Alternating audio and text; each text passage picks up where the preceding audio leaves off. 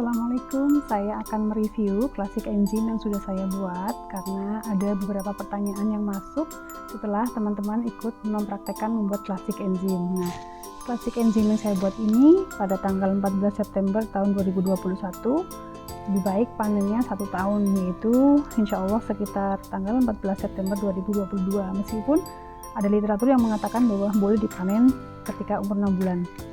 Ini eco engine saya. Ini plastik engine saya,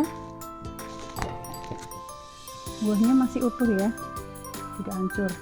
Nah, pertanyaannya bagaimana jika plastik engine ini muncul jamur? Sebenarnya plastik engine maupun eco engine memang dalam proses pembuatannya muncul jamur putih ya, ada yang disebut jamur Ptera atau jamur baik.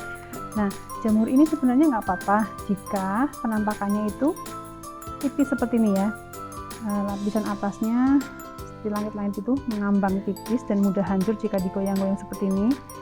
Bukan jamur putih yang tebal seperti kapas dan kenyal, itu jamur yang nggak bagus, apalagi jamur yang berwarna hitam.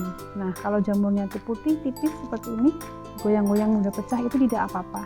Jadi insya Allah plastik engine-nya berhasil. Sama dengan di eco engine, itu juga jamur baik.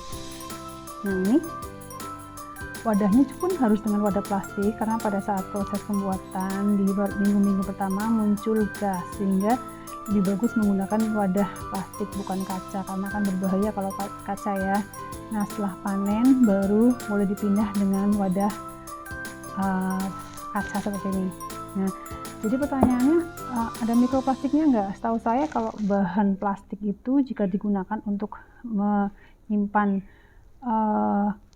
makanan ataupun cairan yang panas seperti air panas, itu baru nanti akan muncul mikroplastik. Sedangkan untuk eco enzim ataupun classic enzim itu tidak ada unsur bahan panas yang ditambahkan di dalam bahan-bahannya, bahan BO-nya. Bahkan dalam BO-nya pun tidak boleh menggunakan bahan yang direbus atau dimasak. Jadi memang ini menggunakan bahan yang segar, fresh, dan tidak direbus atau menggunakan bahan yang panas dan bahkan tidak dipanaskan, sehingga tidak muncul mikroplastik. Insya Allah untuk classic enzim hasilnya nanti akan baik jika memang pembuatannya dengan cara yang baik dan wadahnya harus tertutup rapat.